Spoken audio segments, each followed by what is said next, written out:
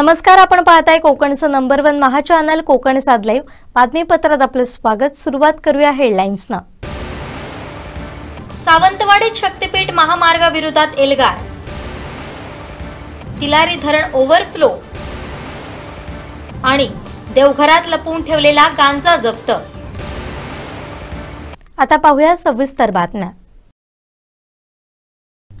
ग्रामपंचायत वर्धे येथे कृषी दिन आयोजित करण्यात आला होता। कार्यक्रमाची सुरुवात पूर्ण प्राथमिक शाळा वर्धेच्या मुलांनी दिंडी काढून करण्यात आली।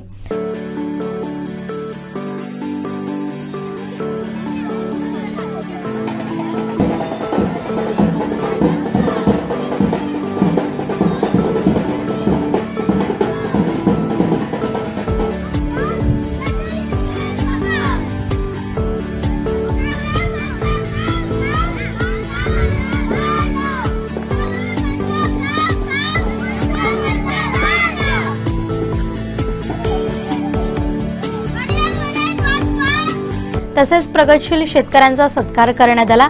रामचंद्र केसरकर माणगाव, आनंद सावंत आमरड, संतोष गावडे रानबांबुळी यांचा प्रगतशील शेतकरी म्हणून गौरव करण्यात आला। शेती क्षेत्रात प्रगती व्हावी, त्यातून चांगलं उत्पादन व्हावं यासाठी झटणाऱ्या शासकीय कर्मचारी यांचाही सत्कार करण्यात आला। सचिन चोरगे सचिव ॲग्रीकार्ट FPO कुडाळ, विजय दळवी सहयोगी अधिष्ठाता, शरद नाईक कृषी तज्ञ, बाळकृष्ण परब समाज कल्याण अधिकारी, प्रफुल्ल वालावलकर गटविकास अधिकारी कुडाळ आणि इतर मान्यवर उपस्थित होते।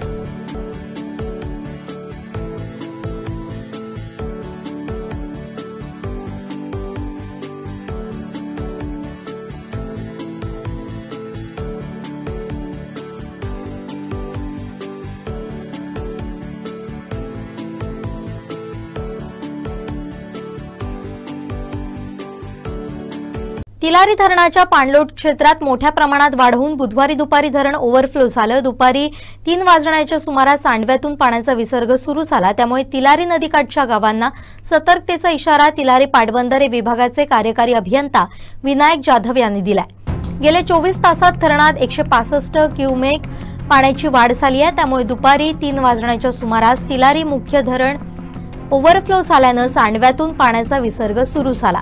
त्यामुळे मुख्य धरण आणि उन्नई बंधारा या सर्वांचं पाणी तिलारी नदीला सोडण्यात आलंय।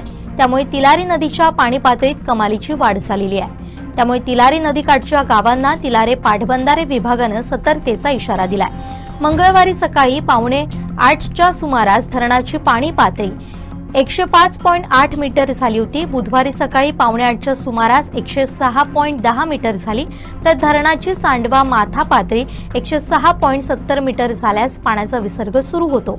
दुपारी 3 वाजण्याच्या सुमारास या पातळीत वाढ होऊन सांडवा माथा पातळी ओलांडली आणि धरणाच्या 4ही दरवाजातून पाण्याचा विसर्ग सुरू झाला।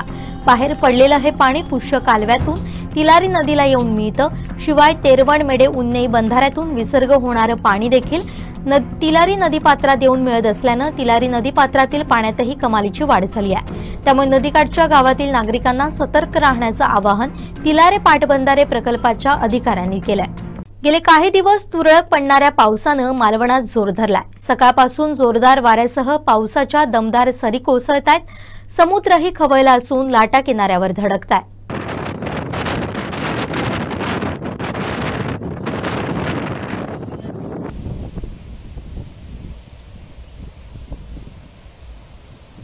मालवणात सकाळपासून पावसाच्या दमदार सरी कोसळतायत। जोरदार वाऱ्यासह पावसानं मालवणला झोडपून काढलंय। अनेक ठिकाणी सखल भागात पाणी साचण्यास सुरुवात झाली आहे। विजेचा लपंडावही सुरू झालाय। गेले अनेक दिवस पावसानं काहीशी विश्रांती घेतल्यानं वीज पुरवठा सुरळीत होता। मात्र पुन्हा पावसानं जोर धरल्यानं विजेचा लपंडाव सुरू झालाय। अनेक वेळा वीज पुरवठा खंडित होत होता। या पावसामुळे नदी नाल्यांच्या पाण्याच्या पातळीतही वाढ झाली आहे। समुद्रही खवळला असून अजस्र लाटा किनाऱ्यावर धडकतात। तर या पावसामुळे शेतीच्या कामांना वेग आलाय। नांगरणी पेरणीची कामंही सुरू झाली आहेत। तर आंबा बागायतदारही सुकावले असून कलमांना खते घालण्याच्या कामाला सुरुवात झाली आहे। एकूणच सध्या पडत असलेला पाऊस शेतीसाठी समाधानकारक आहे।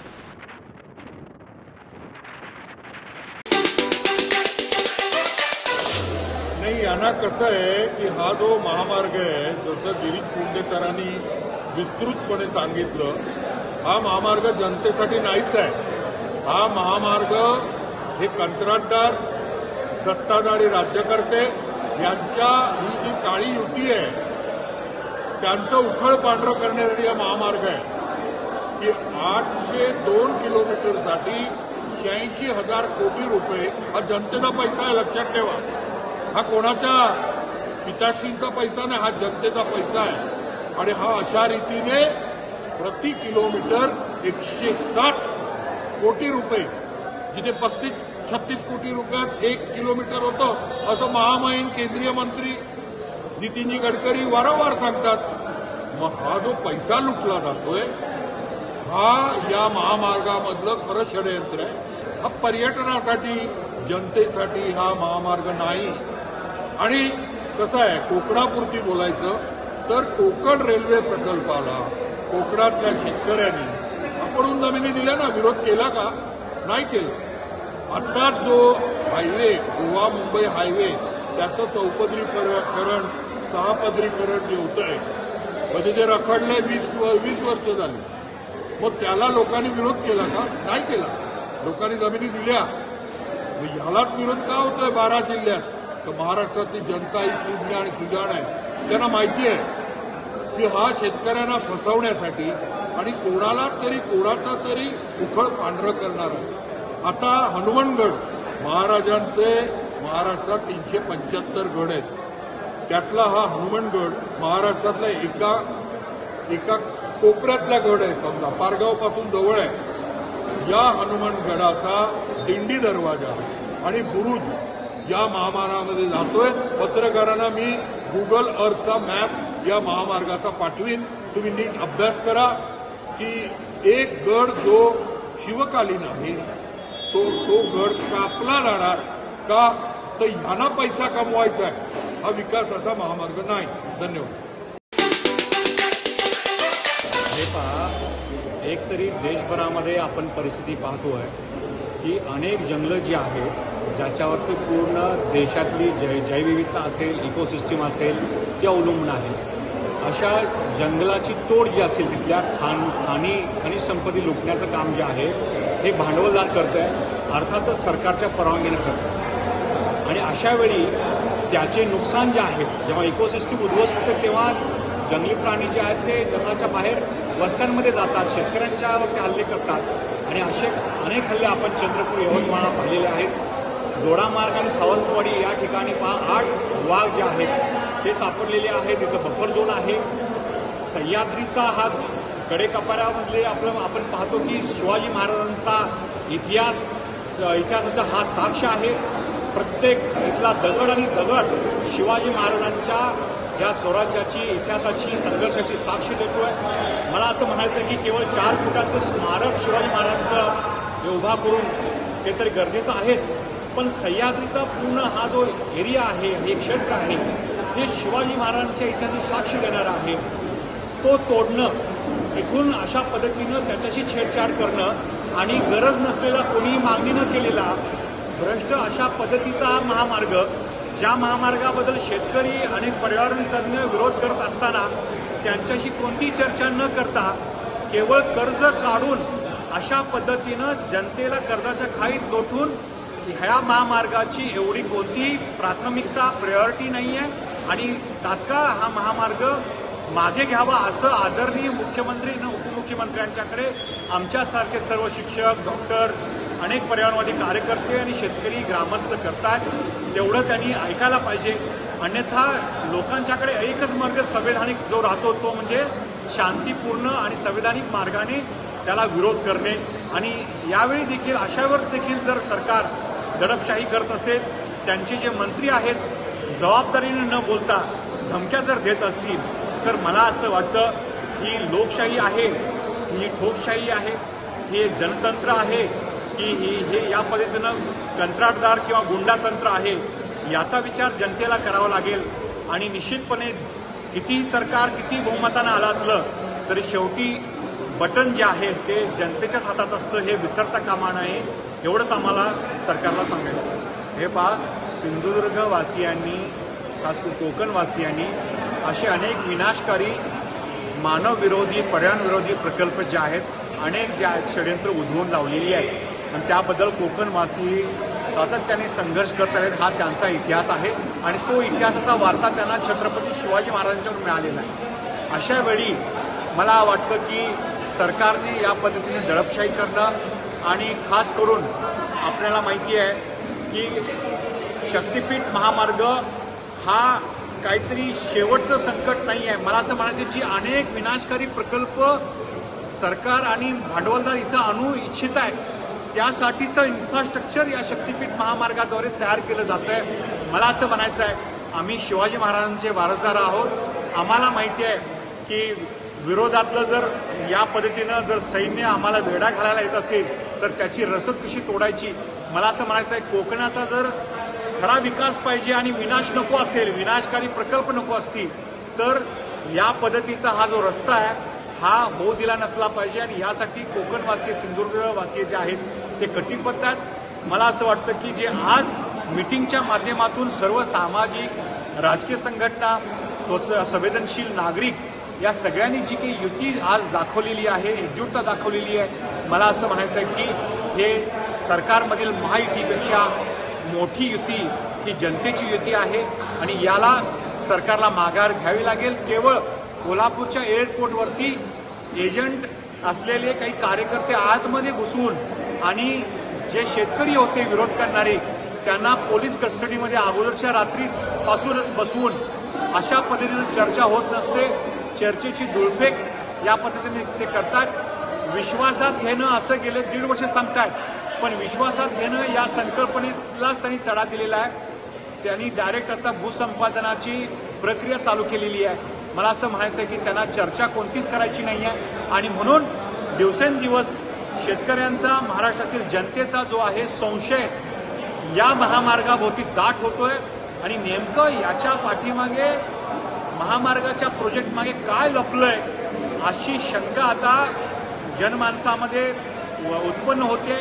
आणि म्हणून सरकारने आता चर्चा तर करावीच, पण चर्चा एकाच गोष्टीवरची होणार आहे ती म्हणजे शक्तिपीठ महामार्ग रद्द व्हायला पाहिजे ही घोषणा घेऊन. तर शक्तिपीठ महाराष्ट्रामध्ये 3.5 शक्तिपीठ आहेत. तर यांनी धार्मिक नाव देत माणसांच्या धार्मिक भावनांना हात घालत अस्मितेचं राजकारण करायचा जो प्रयत्न चालला आहे त्या प्रयत्नाला तो प्रयत्न खरं तर खोटा आहे. म्हणजे हे काही हा धार्मिक गोष्टींना, धार्मिक केंद्रांना जोडणारा रस्ता नाही. हा सरळ गडचिरोली, चंद्रपूर आणि विदर्भातील खनिज मोठ्या प्रमाणामध्ये रेडीच्या बंदरावर न्यायची आणि रेडीच्या बंदरावरून ती प्रदेशामध्ये पाठवण्यासाठीच त्यांना हा महामार्ग पाहिजे आहे. म्हणूनच शक्तिपीठ हे गोंडस नाव द्यायचं, लोकांच्या भावनेला हात घालायचा, लोकांचा विरोध होऊ नये अशा पद्धतीनं व्यवहार सरकार करत आहे. या व्यवहाराला आमची जनता निश्चितपणे उलटवून लावल्याशिवाय राहणार नाही. खरं शक्तिपीठच्या विरोधामध्ये सिंधुदुर्ग जिल्ह्यातल्या प्रत्येक माणसाच्या मनामध्ये राग आहेच, पण इथल्या ज्या राजकीय सत्ताधारी लोकांना ज्या पद्धतीनं दहशतीखाली ठेवून हा मार्ग आम्ही रेटू शकू असा जो काय त्यांना विश्वास वाटतो तो विश्वास आम्ही निश्चितपणे त्यांना त्या विश्वासाला तडा झाल्याशिवाय राहणार नाही. खरं तर यापूर्वी सुद्धा या राजकीय नेतृत्वाने अशा पद्धतीनं दहशत करून अनेक प्रदूषणकारी प्रकल्प कोकणामध्ये आणण्याचा प्रयत्न केलेला आहे. ते सगळे प्रयत्न इथली जनता उलटवून लावी, त्याच पद्धतीनं शक्तिपीठ सुद्धा उलटवून लावल्याशिवाय आम्ही राहणार नाही. आज हम यहाँ पे बैठे हैं तो अपन AI के लिए जो मैंने क्लासेज चालू की है यहाँ पे, जिसमें स्पिटलाइट फाउंडेशंस के साथ हमने काम चालू किया है, जिसमें हम आर्टिफिशियल इंटेलिजेंस के माध्यम से पूरा यहाँ पे सिंधुदुर्ग जिले के अंदर हम ऐसा क्रांति लाना चाहते हैं कि जिस हिसाब से जो टीचर्स, स्टूडेंट्स और पेरेंट्स की भी ग्रोथ बने और स्टूडेंट्स इतने इंटेलिजेंस बन जाए कि उनका जो आने वाला फ्यूचर्स है वो बहुत बढ़िया तरफ जाए, उनका कैरियर बहुत बढ़िया बन जाए. जो बंदे अपने यहाँ से जाने के बाद GEO नीट के लिए बहुत सारा एक्सपेंसेस करते हैं, क्यों नहीं हम यहाँ पे उनको 6 ऑनवर्ड सामने स्मार्ट बोर्ड के साथ पूरा सिस्टम को चेंज किया है, उस सिस्टम के हिसाब से हम तंत्र ज्ञान और एजुकेशन का मिलान करके उनको आगे बढ़ाया जाए, जिसमें क्या होगा, एक बच्चा या पेरेंट्स अगर जहाँ कमियां कुछ है तो वो आर्टिफिशियल इंटेलिजेंस के माध्यम से उस कमियों को दूर किया जाएगा, उनकी विकास की प्रगति और तेज हो सकती है। और उसी के साथ हमारे टीचर्स भी है, उनकी भी गुणवत्ता उस एआई के माध्यम से बढ़ सकती है। तो ये एक अपने उपक्रम यहाँ इस साल 6 और 7 चालू किया है, और ये मैं इस क्रम में अक्टूबर तक 9th 8 और 9th और नीचे 5th ये 5 क्लास इस साल चालू करना चाह रहा हूँ। नेक्स्ट ईयर मेरा 11th और 12th का प्रोविजंस है साइंस स्ट्रीम का, क्योंकि यहाँ मैं देख रहा हूँ कि बच्चे जो लोग हैं जी के लिए या नीट के लिए उनको पूना जाना पड़ता है, कोल्हापुर जाना पड़ता है, जहाँ उनको रहने की सुविधा, खाने की सुविधा, ये बहुत सारी इश्यूज आते हैं उनको लाइफ में। तो क्यों नहीं अपन यहाँ पे चालू करके उनका जो इश्यूज है वो सॉर्ट आउट किया जाए। और जहाँ बहुत सारी क्लासेस भी चालू हो रही है यहाँ पे, बट उनकी क्लासेस की फीस भी ज़्यादा उनकी रहती है, तो अपन उस फीस को कम करते हुए अब इस एरिया में अपन पूरा का पूरा जी नीट के फाउंडेशन कोर्स 6 से चालू करके आगे जब बच्चा 12th के बाद नीट की एग्जाम देने के लिए जाए या जी की एग्जाम लेने जाए या कोई कॉम्पिटिशन्स करने के लिए जाए या कॉम्पिटिटिव एग्जाम्स देने के लिए जाए, तो क्यों नहीं अपन उनकी हेल्प की जाए। तो ये सब करने के लिए हम यहाँ पे एक नया सिस्टम्स को बिठा रहे हैं, जिसमें पूरा ये एआई बेस होगा, क्लाउड बेस होगा, तो इंटरनेट पूरा माध्यम से अपन चालू करेंगे और तंत्र और मशीन का दोनों का मिलान करके अपन इसको आगे बढ़ाए जाएंगे। बाकी हमारी एक एचआर है, ये बाकी की एक्टिविटीज क्या हो रही है यहाँ पे ये इतना बताएगी। आमच्या स्कूलमध्ये संस्कार नॅशनल स्कूलमध्ये आम्ही वेगवेगळे उपक्रम जसे की AI म्हटलात, इवन कॉम्पिटेटिव्ह एक्झाम्स सुरू तर करतोच आहोत, त्याचबरोबर आपल्या शाळेतल्या मुलांना शिस्तीचे धडे यायला पाहिजेत, त्यासाठी डिसिप्लिनसाठी मुलांना आम्ही स्काउट गाईडसारख्या उपक्रम चालू करतोय। त्याचं आजच आमच्याकडे वर्कशॉप झालं। आम्ही यावर्षीच मुलांना ते सुरू करतोय, जेणेकरून मुलांमध्ये एक शिस्त पण येईल, त्याचबरोबर एखाद्या कठीण प्रसंगांना सामोरे कसं व्हायला पाहिजे हे त्याचं मार्गदर्शनही त्यांना त्यातून मिळेल। तसंच त्यातून शिक्षकांनाही ट्रेनिंग दिले जातील।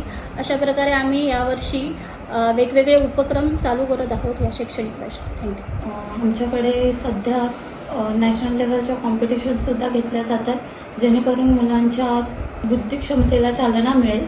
जसं की आत्ता सध्या रंगोत्सव सेलिब्रेशन म्हणून एक नॅशनल कॉम्पिटिशन घेतली जाते स्कूलमध्ये, गेली 4 वर्ष आम्ही ती राबवतोय।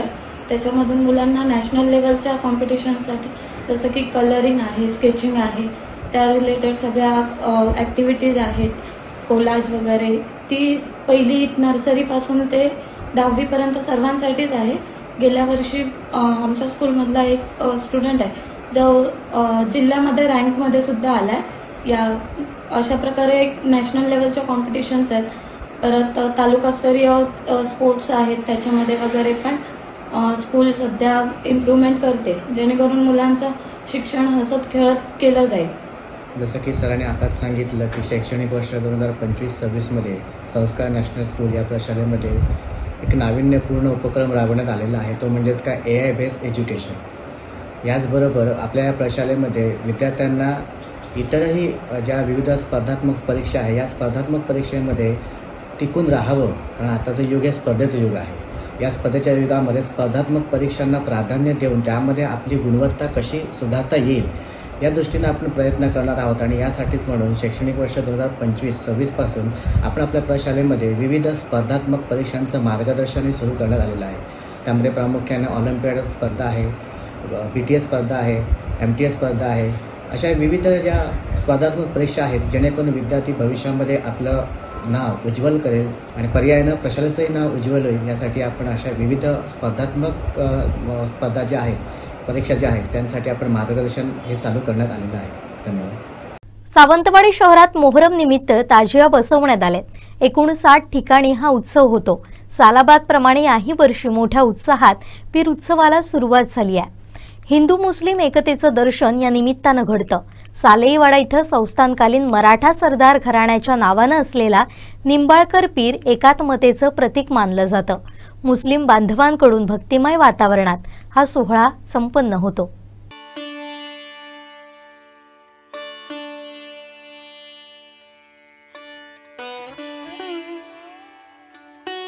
शहरात सरदार निंबाळकर पीर, जलाल शाह पीर, तहसीलदार पीर, सय्यद पीर, म्हाताचे पीर, पटवीचे पीर, काझीचे पीर बसवण्यात आले। हिंदू बांधवांना या ठिकाणी विशेष मान असतो। सावंतवाडी संस्थांच्या राजघराण्याला इथं नैवेद्याचा मान आहे। हिंदू मुस्लिम ऐक्याचं प्रतीक असणारा हा उत्सव सावंतवाडीत साजरा केला जातो। मोहरम महिन्यात हजरत मोहम्मद पैगंबर यांचे नातू हसेन आणि हुसेन हे दोघेही करबला इथं शहीद झाले होते। त्यांच्या स्मृतीप्रित्यर्थ मुस्लिम बांधव ताबूत विसर्जनाच्या दिवशी शोक व्यक्त करतात। हसेन आणि हुसेन यांचं बलिदान उजागर केलं जातं। दरम्यान हिंदू मुस्लिम ऐक्याचं प्रतीक अशी सरदार निंबाळकर पीराची ओळख आहे। तब्बल 250 वर्षापूर्वीची परंपरा असलेला हा पीर आजही सर्व धर्मियांचं श्रद्धास्थान आहे। मराठ्यांचा पीर अशीही याची ओळख आहे। आमचं निंबाळकर घराणं हे सावंतवाडी संस्थांचं एक सरदार घराणं आणि या घराण्यातल्या एका व्यक्तीने नवस केला होता आणि तो जो नवस केला होता त्या नवसाची त्याला जे काय फलित मिळालं त्याच्या अनुभवातून त्यांनी तो निंबाळकर पीरासाठी जागा दिली। काही जे नवस बोलले होते त्या गोष्टीची पूर्तता करण्यासाठी ते जात असत। म्हणजे पूर्वी आमचे 3-4 पिढ्यापूर्वी लोक आमच्या घरातले भिक्षा मागून तिथे तो नैवेद्यासाठी सगळं ते गोष्टी घेऊन तिथे देत असत आणि त्यानंतर तो त्या पीराची वगैरे पूजा होत असत। आपल्या कळसुलकर शाळेमध्ये भवानी मातेचं देऊळ आहे आणि त्या भवानी मातेचं जे मंदिर आहे ते सुद्धा सावंतवाडी संस्थांमधल्या आमच्या दुसरे जे निंबाळकर घराण्यातले लोक होते त्यांच्याशी संबंधित ते देऊळ आहे।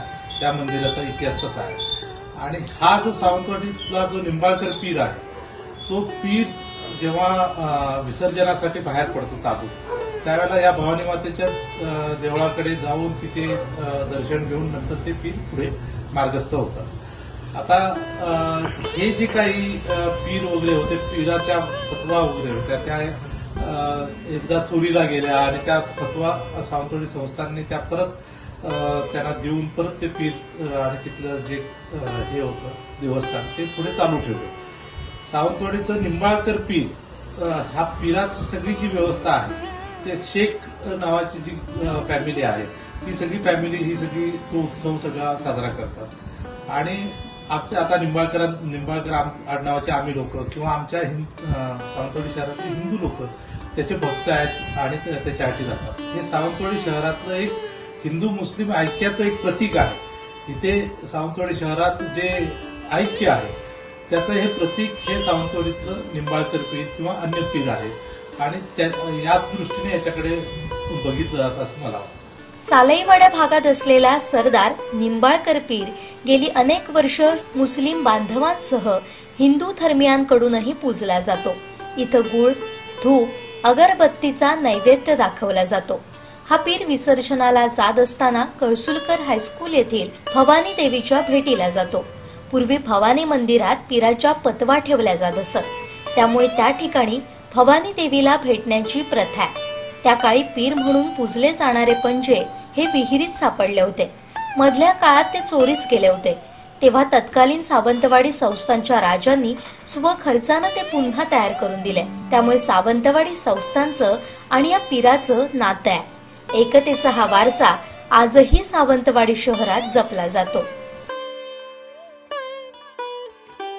कणकवली तालुक्यातील वारगाव रोडेवाडीतील घराच्या देवघरात लपवून ठेवलेला गांजा सिंधुदुर्ग एलसीबीच्या पथकानं जप्त केलाय। 112 ग्रॅमचा 3000 किमतीचा गांजा आहे। ही कारवाई एलसीबीच्या पथकानं मंगळवारी केली आहे। गांजा बाळगल्याप्रकरणी वारगाव रोडेवाडी येथील प्रवीण उर्फ बबन आत्माराम गुरव याला एलसीबीच्या पथकानं अटक केलाय। या प्रकरणी कणकवली पोलीस ठाण्यात त्याच्या विरुद्ध गुन्हा दाखल करण्यात आलाय। ही कारवाई जिल्हा पोलीस अधीक्षक डॉक्टर मोहन दहिकर यांच्या मार्गदर्शनाखाली एलसीबी पोलीस निरीक्षक प्रवीण कोल्हे यांच्या सूचनेनुसार पीएसआय अनिल हाडळ, रामचंद्र शेळके, हवालदार सदानंद राणे, डॉनिक डिसोजा, हवालदार किरण देसाई, बस्त्याव डिसोजा, विल्सन डिसोजा, जॅक्सन गोन्साल्विस, आशिष जमादार, महिला पोलीस कॉन्स्टेबल स्वाती सावंत यांनी केली आहे। संशयित आरोपी प्रवीण गुरव यानं अंमली पदार्थ गांजा साठा ठेवल्याची माहिती एलसीबीला मिळाली होती। त्यानुसार एलसीबीच्या पथकानं त्याच्या घरावर छापा टाकला। पथकातील पोलिसांनी गुरव याच्या घराची तपासणी केली असता घरातील देवघरात गांजा आढळून आला। गांजा पोलिसांनी जप्त केलाय। 3000 रुपये किमतीचा 112 ग्रॅमचा हा गांजा आहे। या प्रकरणी प्रवीण गुरव याच्या विरोधात गुन्हा दाखल करण्यात आलाय। तपास कणकवली पोलीस करतात। सावंतवाडीतील वीज समस्या सुटायचं नाव घेत नाहीयेत। सोमवारी या समस्यांचं निराकरण करण्यासाठी 6 तास विद्युत प्रवाह खंडित केल्यानंतरही ग्राहकांच्या पदरी निराशेचा सप्लाय पडलाय। त्यामुळे लोकप्रतिनिधींकडून घेण्यात येणाऱ्या बैठकात अधिकारी वर्ग त्यांची केवळ दिशाभूल करत असल्याचा आरोप वीज ग्राहक करतात। ऐन उन्हाळ्यात मे महिन्यापासून सुरू झालेल्या या समस्या जून संपला तरी सुरूच आहेत। सतत विद्युत पुरवठा खंडित होतोय। पालकमंत्री आमदार यांच्याकडून बैठकात सूचना दिल्यानंतरही या समस्या काही सुटत नाहीयेत। महावितरणचे अधिकारी लोकप्रतिनिधींची दिशाभूल करत असल्यानंच हा प्रकार होत असल्याचा आरोप वीज ग्राहकांनी केलाय। शहरात तालुक्यात आजही अनेक ठिकाणी 11 केव्ही विद्युत भारित लाईनवर झाडांच्या फांद्या दिसतात। पावसाळ्यापूर्वी त्या हटवणं आवश्यक होतं, मात्र ते झालेलं नाही। विद्युत पोल तळाला गंजून गेलेत, यामुळे अपघातांची शक्यता आहे। तसेच इन्सुलेटर इतर विद्युत यंत्रणाही जीर्ण झाली आहे। गेली अनेक वर्ष ती बदलली गेली नाही।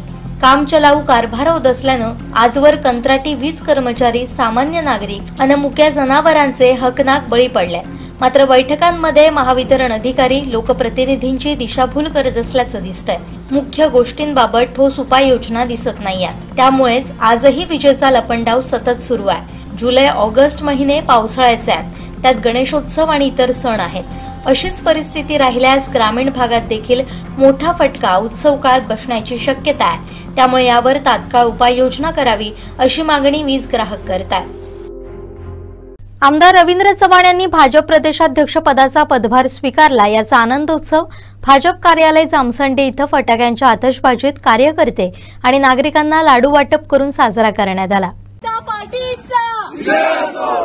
जनता पार्टीचा चव्हाण साहब आगे बढ़ो, हम तुम्हारे साथ हैं। चव्हाण साहब आगे बढ़ो, हम तुम्हारे साथ, तुम्हारे साथ हैं। नितेश राणे आगे बढ़ो, हम तुम्हारे साथ हैं। पार्टीचे प्रदेशाध्यक्ष म्हणून आमचे या ठिकाणचे पूर्वीचे पालकमंत्री, सार्वजनिक बांधकाम मंत्री माजी आणि ह्या कोकणचे सुपुत्र रवींद्र चव्हाण यांची निवड झाल्याबद्दल भारतीय जनता पार्टीचे देवगड तालुक्यातील तमाम सगळे कार्यकर्ते या ठिकाणी जमून आनंदोत्सव साजरा केलेला आहे। आणि रवींद्र चव्हाण हे ह्या जिल्ह्याचेच असल्यामुळे ते सगळ्या महाराष्ट्राचं आता ते नेतृत्व करणार आहेत आणि त्याचा आनंद, त्याचा अभिमान इथल्या सगळ्या कार्यकर्त्यांना आहे आणि म्हणून हा आनंदोत्सव आम्ही साजरा केला। कोकणातले पहिले आपले प्रदेशाध्यक्ष होत आहेत, ह्याचाही आम्हाला अभिमान आहे आणि म्हणून हा म्हणजे देवगड तालुक्यातले सगळे तमाम कार्यकर्ते, नगरसेविका आणि सगळ्या कार्यकर्त्यांनी हा आनंदोत्सव आज साजरा केला। सिंधुदुर्ग जिल्ह्यातली किंवा कोकणमधली आता जी उभाट सेनेचे काही जे कार्यकर्ते आता वळवळत आहेत, निश्चितपणे पुढच्या काळात येणाऱ्या 4-5 महिन्यात उरलेली उभाटा नक्की संपेल आणि पहिलं काम रवींद्र चव्हाण हेच करणार आहेत। त्यांच्या पालकमंत्रीच्या कार्यकाळात ह्या कोकणमधले अनेक कार्यकर्ते की जे प्रामाणिक कार्यकर्ते होते, खरे हिंदुत्ववादी होते, ते सगळे आपल्या भारतीय जनता पक्षाकडे आलेले आहेत आणि त्याचं पुढचं सर्व काम तर्पण करण्याचं काम हे रवींद्र चव्हाण नक्की करतील। मला वाटतं एक वेगळी दिशा देण्याचं काम रवींद्र चव्हाण ह्या कोकणला करतील आणि महाराष्ट्रात कोकणचं नेतृत्व आज खऱ्या अर्थानं उभं राहिलेलं आहे आणि भविष्यात सुद्धा अनेक पदं रवींद्र चव्हाण भूषवतील, याबद्दल मला खात्री आहे। भारतीय जनता पार्टीचा, भारतीय जनता पार्टीचा, भारत माता की जय, भारत माता की जय, वंदे मातरम, वंदे मातरम। वेंगुर्ला तालुक्यात मंगळवारी रात्रीपासून पावसानं पुन्हा समाधानकारक सुरुवात केल्यानं ठिकठिकाणी भातशेतीच्या कामांना वेग आलेला पाहायला मिळाला। तसेच पाण्याच्या पातळीत वाढ झाल्यानं आणि शेतात मुबलक पाणीसाठा झाल्यानं बळीराजा सुखावलाय।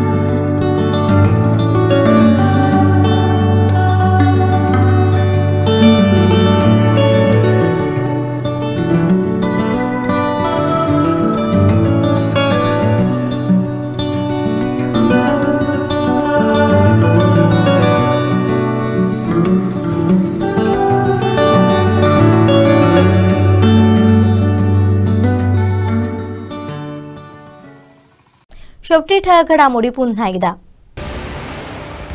सावंतवाडीत शक्तीपीठ महामार्गाविरोधात एल्गार. तिलारी धरण ओव्हरफ्लो आणि देवघरात लपवून ठेवलेला गांजा जप्त. बातमीपत्रात वेळ झाली इथेच थांबण्याची. पाहत रहा कोकणचं नंबर 1 महा चॅनल कोकण साध लाईव्ह. धन्यवाद.